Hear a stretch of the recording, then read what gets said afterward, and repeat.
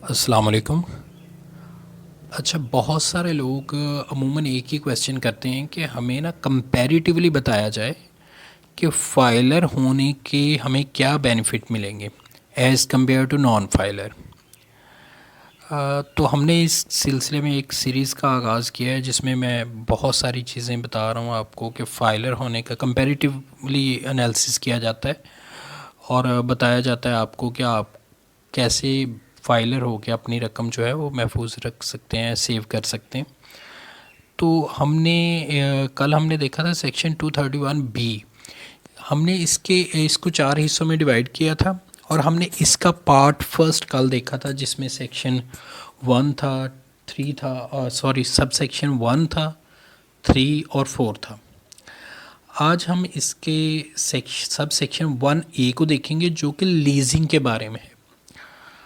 अगर आप किसी भी फाइनेंशियल इंस्टीट्यूशन से, बेशक वो बैंकिंग इंस्टीट्यूशन है, नॉन फाइनेंशियल बैंकिंग इंस्टीट्यूशन है, अगर आप उनसे कोई भी व्हीकल लीज़ करवाते हैं तो फाइलर होने की सूरत में आपको लीज़ के टाइम पे जब when you enter into a contract of leasing with any institution आपको कोई टैक्स अदा करना पड़ता है सेक्शन 231 बी के तहत या फिर नहीं, और क्या ये टैक्स फाइलर और नॉन फाइलर दोनों को अदा करना है, और अगर दोनों को अदा करना है तो किस रेशियो से करना है, इस चीज़ को आज हम देखेंगे।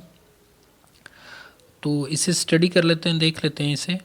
कहते हैं 1A, every leasing company or a scheduled bank or a non banking financial institution or an investment bank or a मुदारबा, इस्लामिक वे ऑफ फाइनेंसिंग होता है ये, आर डेवलपमेंट फाइनेंस इंस्टीट्यूशन या कोई भी डेवलपमेंट फाइनेंस इंस्टीट्यूशन है, तो weather शरिया complaint और अंडर कन्वेंशनल मोड। तो ये देख लें कि अगर ये तमाम जिनका मैंने ज़िक्र किया अदारों का, अगर ये आपको इस्लामिक वे ऑफ फाइनेंसिंग के तहत जो कि हायर परचेज़ है या रेंट सिस्टम होता है उसके तहत गाड़ी लीज़ कर रहे हैं, या फिर कन्वेंशनल मोड है कि एक स्पेसिफिक रेट ऑफ इंटरेस्ट है उसके तहत आपको टाइम पीरियड के लिहाज से आपसे इंटरेस्ट रिसीव कर रहे हैं और आपको गाड़ी लीज़ दे रहे हैं। At the time of leasing of a motor vehicle to a person whose name is not appearing in active taxpayer list, either through ijara or otherwise, shall collect advance tax at the rate of 4% of the value of motor vehicle। तो यहाँ पर इस sub section 1A में specifically बता दिया कि ये जो 4% रेट है ये किस पे लगेगा।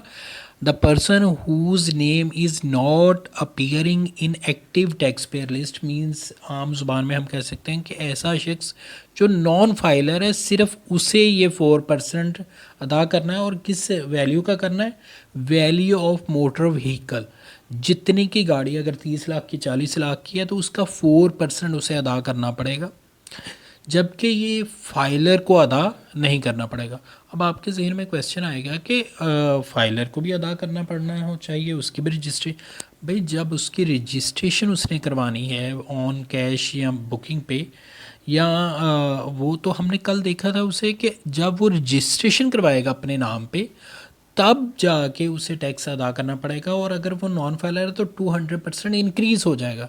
यहाँ पे जो 4% अदा करना है वो सिर्फ entering into a contract of leasing के टाइम पे, जब आप किसी भी लीजिंग मुदारबा कंपनी है इस्लामिक वे ऑफ फाइनेंसिंग कर रही है या कन्वेंशनल मोड के तहत वो गाड़ी जो है वो लीज़ कर रहे हैं, जब आप उनके साथ एंटर होंगे into a contract of leasing तब आपको ये 4% अदा करना पड़ेगा। तो आपको इससे पता चलता है कि नॉन फाइलर को ये ज़ीरो रेट करना पड़ता है, सॉरी फाइलर को ये ज़ीरो रेट और नॉन फाइलर को ये 4% अदा करना पड़ेगा। तो अगर आप फाइलर बन जाते हैं तो आप अच्छा खासी जो अमाउंट है वो अपनी सेव कर सकते हैं। बहुत शुक्रिया।